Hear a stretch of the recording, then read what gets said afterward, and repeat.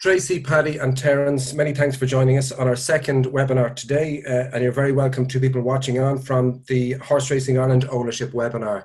I'll start with you, Tracey. Your family is steeped in the game. Cunningham Lodge is on the Curragh. It's one of the oldest lodges on the Curragh, and there's a great sense of history and tradition attached to your yard. Oh, there is, Dave. It's good to see you this evening. Yeah, I suppose very lucky where I was born. It's been a lovely place to live and work, and as I say, it is steeped in tradition, and there's been some fantastic winners who've come out of it, so hopefully we're going to keep continuing the tradition. And some great pictures behind you. We just remarked afterwards, you've maintained that tradition. Your dad's horses always looked fantastic when they went to the race course, and it's something that you've brought on with you as well. Is that something that you're very conscious of, that horses going to the races from Cunningham Lodge, they must look well? Listen, people are employing us with their trusted animals and whatever else, and if you're going out on a Saturday night or Friday night, you try and dress appropriately, and we think the same way about our horses. They go to the races, they're on show, they're representing me, they're representing our staff, and if an owner is willing to put a horse into my yard, I want them to be proud of their horses, whether they don't finish in the first three, but when they're in that parade ring looking at them saying, God, there's my horse, he's mine, and look how well he looks. So I think it's very important that our horses are turned out well, and I suppose that's the way it is, and it's the way I was brought up, and I would be very disappointed if my horse didn't go to the race and didn't look well. And you pride yourself on basing yourself at the Curragh, and literally at your front gate is Madenstown Gallop, just recently upgraded and updated. How's the new Gallop settling in? It's riding super. As far as I know, Dave, I think the Curragh brought in a super initiative on, I think, next Wednesday and Thursday. They're giving a free day to all trainers throughout the country to come and trial it. And I think that's very good insight by the Curragh Racecourse, because there's not too many 11 new peak and fibre, sand and fibre gallops on the Curragh. And with the 3.5 furlong round that's on it, you can go around it as often as you want, and it rides exceptionally well the round. So there's 7.5 furlong shoot to it as well. So I think it's going to be a huge help to, it's already been a huge help to us. But I said to point-to-point trainers, national hunt trainers, people that want to bring horses to someplace different and that has a fantastic facility. Eva Marie Hafner has sponsored a huge amount of money into the Curragh, but I will say what she's done for Madenstown has been exceptional. She originally did our 7 furlong gallop 2 years ago, and now we have the 11 furlong sand and fibre, and apart from that as well, we also have our grass and peak gallops. So Madenstown now is really a very high-end part of the Curragh training programme.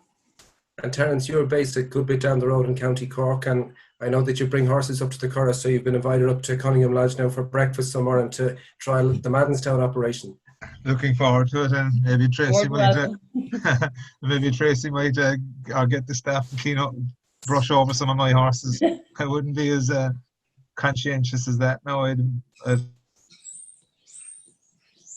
still, I suppose it is, as Tracey was saying, it is nice to have horses looking well. It makes a big difference on the day for owners to see their horses. It's, a lot of them, as you say, they mightn't get into the prize money, but at least if their horse is looking well before the race, they've something to talk about anyway. But going back to the gallop, I actually haven't seen it, or I haven't seen it under construction, but it'll be interesting to know what kind of how fast the surface rides, sand and fibre. I suppose as a national hunt trainer, could be just a little bit worried that it might be a bit quick for national hunt horses. What do you think, Tracey? Does it ride quick, or? Well, at the moment, it's, as I say, it's only settling in, and they are putting an awful lot of water on it, and so it's taking its time to bed in. They're going to have it, I wouldn't say very deep, but they're going to have it that it's going to be in between sort of flat and national hunt. But I will say, even to do steady work on it for the incline that's on it, it's horses work from the bottom to the top without realising it, because there's a beautiful incline on it without killing the horse. So, as I say, you can do 11 furlongs or you can do 24 furlongs on it, and people, it's really well designed. And what advantage would you see for a national hunt trainer like me compared to the Circle and the Curragh, the the old circle? Well, I can actually, the old circle on the Curragh, if you've been going up to the Curragh, and it's an extra bow, it's an extra place to bring a horse. Maddenstown itself, even from where you unbox your horses, there's a 7 furlong of a trot down to the round gallop. You don't have that over at the sand. You just literally get off your lorry and you're straight onto the sand. So even the whole dynamics of Maddenstown will give your horses a different day out. Like, it's something different that's still on the Curragh, and also for the price of it, what the Curragh charges, it's like, it's very cost effective, I think, and I think it's a fantastic facility.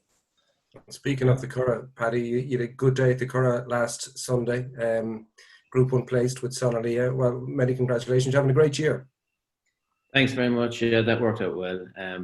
She's a filly that's just managed to find a groove there this year, and it was her first go at 5 furlongs. But we just thought, she was in good form and it was worth a go, and we supplemented her, and thankfully it worked out.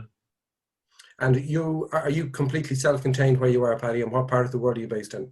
Yeah, we're in Golden, near Cashel, there on the way to Tipperary Racecourse, and we don't really leave home that much. So I'm not overly familiar. I know the gallops in the Curragh. I used to live there at one stage, but I'm not overly familiar with the new updates and whatnot. But as far as you're concerned, you don't need to travel. You have what you need there, and it's a self-contained facility what you have at the moment. At the moment, yeah, it seems to be working fine anyway. Save a little bit more than fine now, Paddy. Yeah, and so say all of us. The one thing that struck me over the last few weeks when I was looking at the videos that have been posted on the various social media platforms on HRI and HRI owners is the sheer vastness of the facilities that some trainers have. I think, Tracey, you're extremely lucky to have the Curragh at your doorstep, but I'm sure you'll even agree that when you look at what other people have, I think it's more to do with the standard that you must get to in Ireland to be competitive, that you must consistently reinvest, and you must have facilities, because if you don't have them, you won't compete over here. And I found it extraordinary, some of the smaller trainers that were featured that were videoed by HRI owners over the last few weeks. I just found it eye-watering, some of the facilities that some of the small trainers have. And Paddy, that's something that you might comment on. Well, sure, I suppose, you have to get a horse fit, and there's any amount of different ways of getting them fit, but to compete in Ireland, they have to be at a high level of fitness. So, if you want to race and you want to compete, you got to invest and have facilities that, that are suitable for the job you want to do. And Terence, have you noticed that as well? Yeah, I suppose it's a big thing. I suppose keeping horses, especially national hunt horses. I don't know about the other two. I suppose maybe a little bit easier in some ways, but the national hunt horse, the volume of work you have to do, so your surface has to be pretty reliable and sound, and you kind of have to keep investing and changing the surface. It doesn't really last that long. You have to keep investing, and as Paddy says, like Ireland is probably the most competitive country for horse racing, so you just need to have your facilities good. If you don't, you won't be competitive. You won't keep horses sound, and you won't be able to train them. Simple as that. Like I would have thought even 5-6 years ago, you could pick up a relatively soft touch of a maiden hurdle or a bumper during the summer. You can't really do that anymore. Dundalk over the winter, Tracey and Paddy, you might pick up a relatively soft race, and might stick with you, Terence. That's not the case anymore. Absolutely, I suppose. I suppose you look at the volume of horses that the bigger trainers have, and it's something that I often wonder about. And if you look at the stats in England, basically there's a kind of a line, kind of a slant from the top to the bottom, that you go from your 120 winners all the way down to your 10 or 15 or whatever down to the bottom. But in Ireland, you kind of have 4, 5, 6 at the top, and then there's a massive step down, and then the rest are kind of at the lower end. But I kind of just looking at the reason for it. It isn't that the percentage of winners that they have much of a higher percentage of winners. It's just that they have a massive volume of horses, so they're kind of running horses all the time, and they have to, like, their winter horses that mightn't make the grade exactly will be turned into summer horses, which didn't happen a few years back, but it's happening a lot more now. So so basically, I suppose it's better to light a candle than to curse the dark. So you just have to, they've set the standards. So you have to, if you don't try and meet it, there's no point in kind of crying into your soup and complaining about it. You just have to raise your standards. That's about it. And Tracey, the same to you. Your dad trained plenty of good horses. You were heavily involved in Chelsea Rose when she won the Moyglare. I think you bought Dandyman before he became a successful sprinter for Godolphin. He ran for Godolphin, trained by you throughout his career.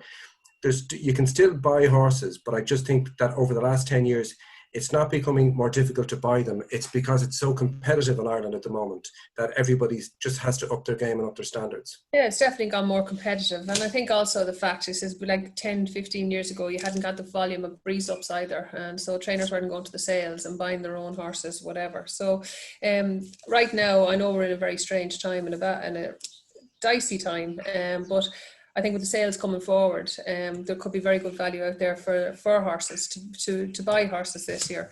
And it's all about, I think going to the sales is an awful lot about, you have some luck in it, but it's self-belief, doing the groundwork, looking at your pedigrees.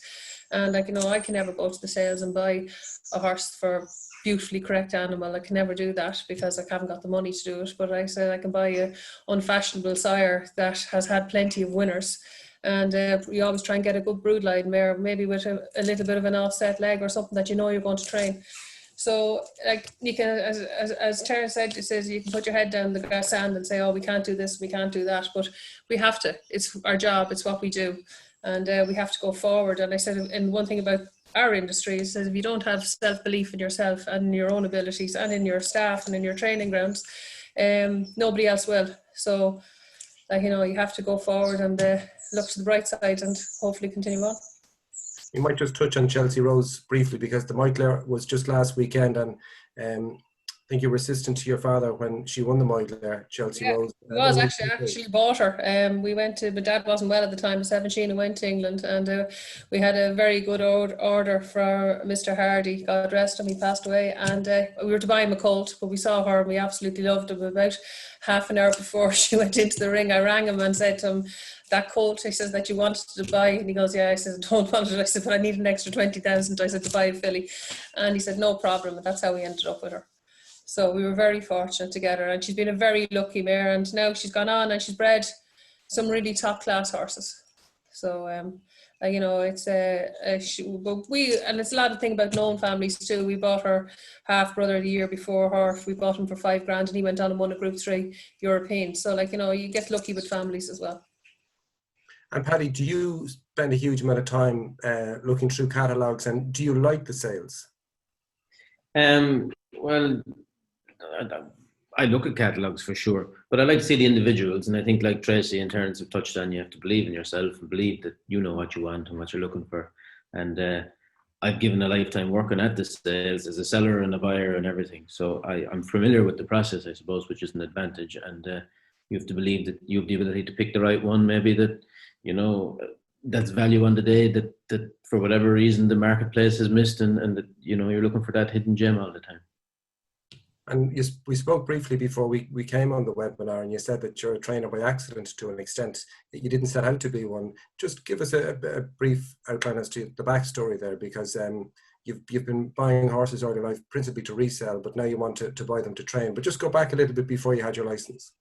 Yeah, I was breeding, I suppose, first, and as a youngster, we had some mares, and I was breeding, and bought a few foals and sold them, and then managed to break away and bought a farm and put myself under plenty of pressure where we had to pay the bills, and went from buying and selling yearlings once a year wasn't going to work, that pay mortgages and pay wages and whatnot. So I decided to buy a couple of yearlings and chance my arm at breezing them, and that went fairly well, and we sold some group winners, and that tipped along. And Joanna Morgan was training in Albany for me at the time, and she stopped training, and I kind of decided reluctantly to take out a permit.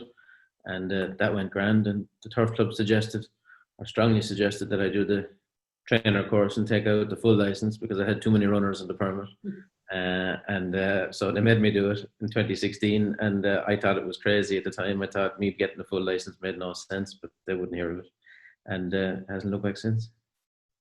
And which do you prefer? Would you prefer to be back where you are, possibly making more money, or do you enjoy the competitive nature of training? I enjoy horses, full stop, and I enjoy trying to, I enjoy training them. I enjoy trying to get the best out of them, and I enjoy watching people enjoying their horses race. But I enjoy training them, and I enjoy the whole process all the way through. And it's probably an advantage to know, from the day they're born to go into the races. It's probably an advantage to have been participating a part of all the steps along the way. It gives you a good insight into how the whole animal works, as opposed to just galloping them and bits and pieces like that. And we've been very lucky, and hopefully that'll continue. And Terence, I have to laugh. I think it was it the year before last? Paddy saying he's been very lucky. I'd say he's a bit like Seve Ballesteros. The more he practices, the luckier he gets. But it's just one thing, I suppose I wouldn't know Paddy well now. We meet at the races and say hello, but we wouldn't know each other well. But something I've often wondered. I remember the first time I kind of took notice of Paddy. You had a couple of bumper horses in Punchestown. How many years ago was that? And you sold them. 2015. It was kind of, I was doing the breeze ups, and I wanted to change away from that. I kind of had decided that I'd like to try the training, and I wanted to see if I could train. So I bought a couple of inexpensive stores that were, and I said we chance training him. And the first year I bought a horse, and he was fifth in the Land Rover on his first start, and I sold him to England. And then I went back with whatever I got, and I bought 3 of them, and we went to Punchestown on the first day, and we won the 4-year-old bumper, and we were second in the Land Rover bumper. And I sold them, and sure, I decided at that stage that we were going to give it a kick then and see what happened. It's easy. I'm not sure about that now either, but we had plenty of ones along the way now that were what they were. But I enjoyed that day, and I enjoyed the competition of it, and I decided to kind of give it a kick after that. Well, I decided before that, but I got a lot of satisfaction out of that day, and kind of decided that I wouldn't mind giving the training a go. Yeah, well, I could imagine after having a first and second in Punchestown with out of 3 horses, it wasn't a bad return on your investment, in fairness. Yeah, we were lucky that day, as I say. But did you ever think of giving the National Hunt a go at that stage, or did you just say that was never for you? I suppose in my background in dealing in horses was always in flat horses, and I'd been buying and selling flat horses, and I didn't really know anybody in the National Hunt game. I even found when I had the horses, they had form, they were easy to sell. But if they were flat horses, I'd have known a lot more people, and I'd had a better understanding of the marketplace and the people in the racing and that. So I decided to focus. After that, I was delighted with how they went, but I decided to focus on what I thought. I just thought I had a better understanding of the flat. But I like training. We had a runner and a bumper this year as well, and I like training the bumper horses. I find it enjoyable. Well, stick to the flat anyway, Paddy, because it's competitive enough in the National Hunt without you joining in. Because for Tracey there, I'd say your strike rate is probably better than anybody at the moment. So yeah, he's flying. Yeah. And Terence, just stick with you if we can. I remember, was it last year or the year before last? Myself and a couple of press colleagues, you were walking the track in Cheltenham, and you had Articulum over for the Arkle, and I ended up getting in touch with some of your owners, and they knocked a huge amount of pleasure out of what he did that year, being placed in an Arkle in Cheltenham. That's where all of the jumps horses want to be. That's where all jumps trainers want to be. And I remember interviewing you after you were third. It was if you had won. Can you recall much of that? Gosh, I can nearly recall every minute of it, to be honest. But I suppose it's for the bigger guys, it's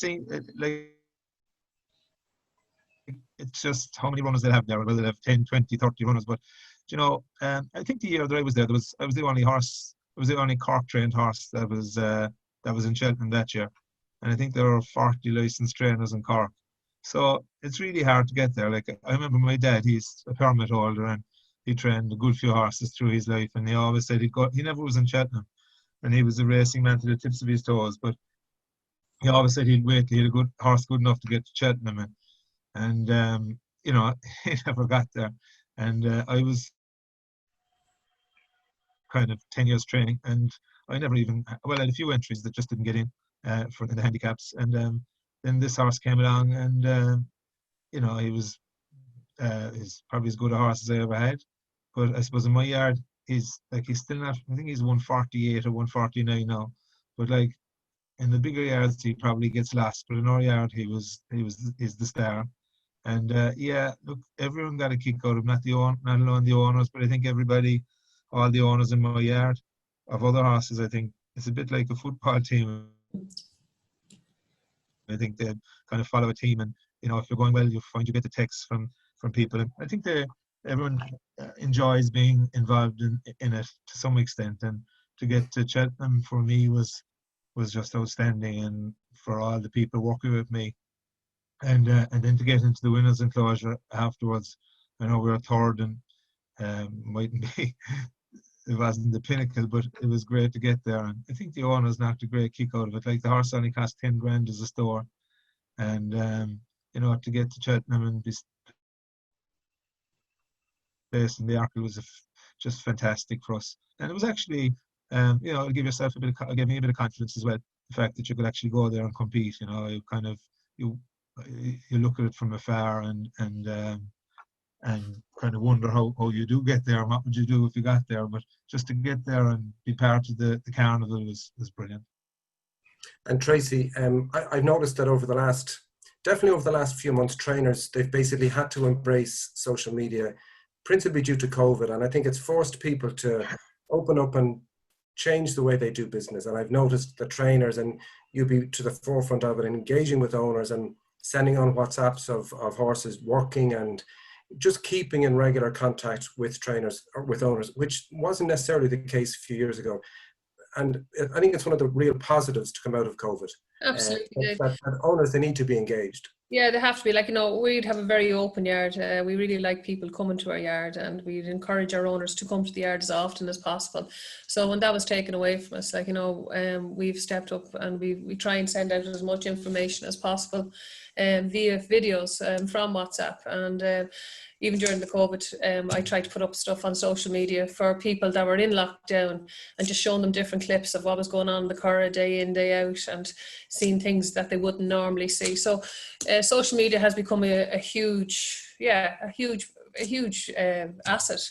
If like, you know, you take away some of the negativity that goes with it, but realistically, it's been very positive, and it gets our message out, and it says it can bring an insight for the owners, even that from showing things now that we probably would never have seen, like, you know, early mornings, late nights, and seeing the way their horses are being looked after. But realistically, like, when this all hopefully comes to an end, the day that we get our owners back in through our doors and get them back into Cheltenham Lodge and give them the breakfast, Terence, that you're more than welcome to have come down. Thanks, Tracey. Take you up on it. When you arrive down to see our gallops, like, you know, it's a very social aspect to have horses. And as I say, whether you have a string of 100 horses in your owners, or you have one horse that's owned by 40 people, they all get the same kick out of it. So, like, you know, it's very important that everybody's made involved, and with social media and with WhatsApp, we've been able to do that. And I know from personal experience, I got an invite to your infamous Derby party, and your sister Natalie Jens to be on a great spread as well.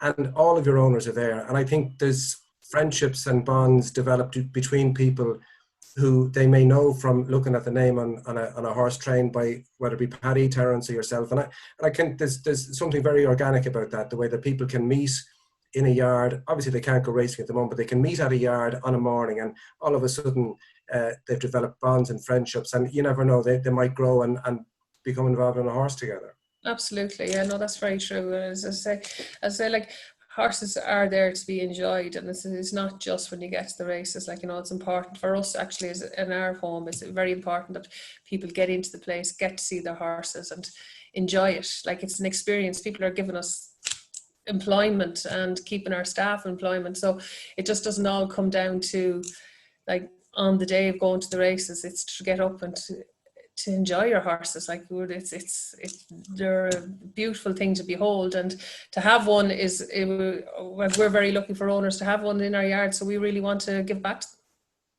And earlier on, Paddy, I spoke to Richard O'Brien and Ross O'Sullivan and Andy Oliver, and Andy kind of viewed himself as a little bit of a dinosaur as far as social media. He doesn't kind of get it yet, but he's grasping it now because he can see the benefit of it. Are you a fan? Sure. I'd be a bit like Andy. I'm not brilliant with technology or whatever, but I would say that WhatsApp is a great tool, and just that people can visually see, the daily routine and horses working, and there's a lot, all those social media channels are good, I think, and good that people can see what's going on, because racing horses is a process, it's a journey. It's not just that minute and a half or whatever, or 3 minutes or whatever your distance is.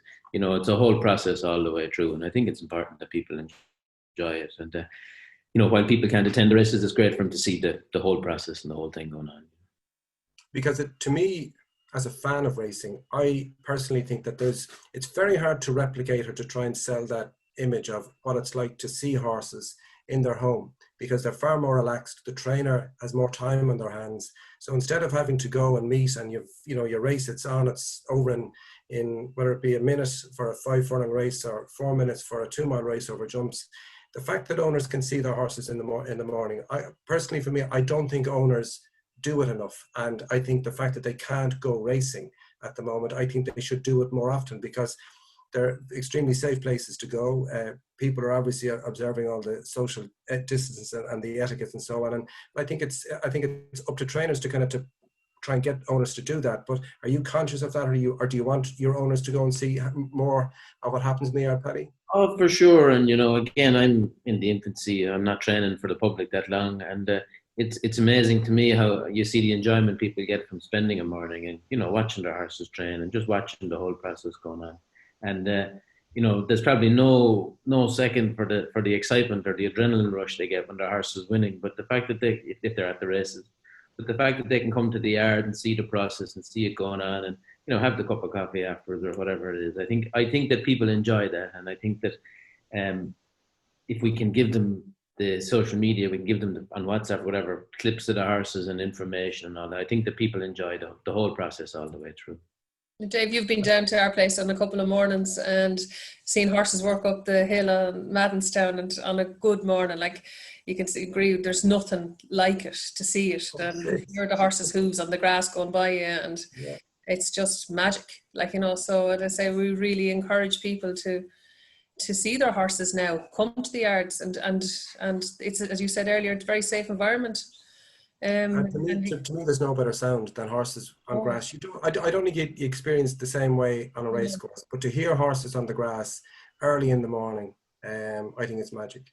Yeah, no, it is magic. It's absolutely, there's a very famous poem called The Hooves of the Horse, and I can't recite the whole lot of it, but my God, it describes it down to a T. And you've got one going by you fast enough, and put the hair in the back of your neck to listen to them going by you, so no, it's magic, and people need to see it, and they need to come down to the places and see it, because it really is fabulous. And Terence, I'd have to racing club, Terence, haven't you? Yeah, well, I'd have to agree with everything they say, because I just had a conversation with one of my owners the other day, and I was saying, like, your horse might only run 3 or 4 times a year, and like the trainer, well, we're open anytime any people want to come in, but any work morning, people are more than welcome to come and see their horse. And as Tracey said, like, the sound of a horse galloping by, and people kind of don't realise it until they're up close to them, the speed they go and the strength and the muscle definition. And it's a brilliant experience. And when people are paying training fees, I think when they come and see the amount of work that goes into horse, like on any day, the amount of work that goes into a horse is probably not really appreciated by most people. But when they come down to the yard and see the process of, mucking out, saddling up, going onto the walker, coming off the walker, going out onto the gallops, doing their piece of work, coming back in, getting washed down, getting sponged down, scraped off, back on the walker, then left out onto a paddock, brought back in and fed, and then fed two more times, and people, they kind of, I think when they see that process, and then, and watching all the horses getting the same treatment, I think they probably appreciate it a bit more. And I think it's something that probably as trainers we should encourage a bit more. And as Paddy was saying there, the WhatsApp, just showing the people what's happening with horses. It's probably our responsibility to create a bit of a market as well, because I suppose we probably were a bit lazy there, and expecting people to knock on our door and give us a horse. But like, we need to probably provide a show. We're probably in the entertainment industry, really, whether we like it or not. And we're providing a service, and part of that service is looking after the owner, I think, and we should probably concentrate on it more. I wish I was, again, I didn't say it to Tracey, but I was looking at her video there beforehand, and geez, her yard looks absolutely fantastic. She's a credit to her. No, nothing wrong with yours either, Paddy, but Tracey's is just, there's some... I'd love to take credit for it, but it's about 300 years old, so it was good planning back then. Yeah, but it's kept well known. It looks really well. I think that's 2 breakfasts you're going to get, Terence, now. 2 breakfasts. I can imagine owners being fairly impressed with it. 2 breakfasts, yeah. But anyway, well done. It looks fantastic. That's all I can say. And Terence, you've launched a racing club recently as well. Yeah, we launched a club. I was kind of dragged kicking and screaming into it, to be honest, because I couldn't kind of figure out how people would be interested in it. It just didn't fathom it. But I suppose during the lockdown we were trying to think of things to do, and we put 2 horses into it that we had, and I knew one of them had a fair bit of ability. The other fellow I didn't know much about, and he's one of the horses has been placed a few times after running 3 times, and he was 3rd, 5th, and 2nd in bumpers, and the lads, they all backed him each way every time, and they're after getting a few quid out of him. And I think there are 30 guys, 30 shares, but some of the shares are split 3 or 4 ways. And I think whether a fella has 100% or 1%, I think they nearly get the same kick out of it. And there's something about the kind of being a community watching it together, and kind of this WhatsApp group that we put up as well. You see that people kind of, you see the kick they get out of it. And it's obviously much less expensive, and hopefully when things go back racing now, I think it'll be a big plus that people can come and get the experience, and because racing is an expensive game, not everyone can afford it, but at club level, people can afford it, and I think they get a great kick out of it. My experience, and we gave them an open day as well, and something we should do again is we should do more of it, and we will. But they just came and saw their horses and saw the yard, and for a lot of people it was their first time in yard in a training establishment, and seeing the sweat dripping off them, and jockeys jumping on and off and saddling, and it's just the smell and the sounds, as Tracey was saying about the hoofs. I couldn't get over how much they enjoyed it, and it's probably something I should do more of. And from my point of view as an observer, I think it's a remarkably resilient industry. COVID's affecting everybody and it's affecting every business. But to me, I think it's extraordinary then when people, they get the catalogue, and regardless of whether they're having a good season or a bad season, or whether that's a vendor, an owner, a trainer or whatever, they want to go back again. And Tracey, I think this year prize money has remained pretty solid in Ireland in comparison to the UK. Definitely at the lower and middle tier is exceptionally strong, and you have a chance of covering your costs if you win maybe a race and a half in Ireland. And I think this year there could be real value at the sales, whether that be the yearling sales, the store sales, or the horse and training sales. I have to agree, and there's the one thing with racing in Ireland at the moment is that the prize money is still at a very high level, and there will definitely be value at the sales. But we have to really, anybody that's here at the moment, we have to thank our owners before we even go to the sales, because they have kept the show on the road individually for the last 6 months. Not to be able to go to the races and to continue doing what they're doing. And now, as you say, the sales are coming up, and orders are coming in, which is fantastic. So value is going to be at the sales, and it's going to be quite hard on the breeders, but hopefully things will come around, and we'll be able to get some nice horses for our clients. And is that a sentiment that you'd agree with, Paddy? Yeah, I think that the sales are always full of opportunity, and obviously with the way things are, that the sales so far have been down between 25% and 40%. So I can't really see that changing. So hopefully there'll be value, you know. And I think, to be fair, everybody, whether they be a breeder or a trader or a pinhooker, I think they've all accepted that we're in a crisis or pandemic situation, and everybody's accepted that it's a downturn in the market, and they're going to sell their product, I think, most of them, for whatever the market value is them at. And I think that there's an adjustment, a readjustment, and, you know, if you're lucky and you go to the sales and you partake, you could end up with that top racehorse at a 40% or 40p in the pound reduction. You know, the opportunity is there, I think. And your view on that, Terence, the fact that prize money's remained pretty stable, and there's the possibility of getting a little bit of value with the sales this year. Yeah, that's well, obviously the prize money is a big help in Ireland. I don't know how they manage to keep going in England. Obviously it's a different clientele, but as you say, like, if you can get a race or a race and a half, it definitely helps the expenses. Value at the sales, yeah, I suppose. Listen, as Paddy said, it's, you know, it's just market forces will tell. I suppose I try and trade a little bit myself in pointers and buy and sell store horses, and trying to sell farm horses as well. That's kind of another string to my bow that keeps the show on the road. But I suppose it's like anything. If you have to sell cheap, you might be able to buy cheap afterwards as well. So look, we just have to stay going. I suppose it's you know, I suppose it's the bit in the middle is the important bit for us, you know. And if we can get owners in because horses are a little bit cheaper, then all the better, you know. Well, listen, I'm going to wrap it up, folks. I've thoroughly enjoyed my conversation with the three of you, Terence, Paddy and Tracey. Many, many thanks for your time. And don't forget, you can keep an eye on all of the social media platforms, hashtag race behind the scenes, at HRI owners, and racehorseownership.ie. Once again, Terence, Paddy and Tracey, many thanks for your time, and the best of luck for the remainder of this year, and the best of luck at the sales. Hopefully it's going to be looking for you. Thanks for your time. Thanks for being, Dave. Very much. Cheers, guys.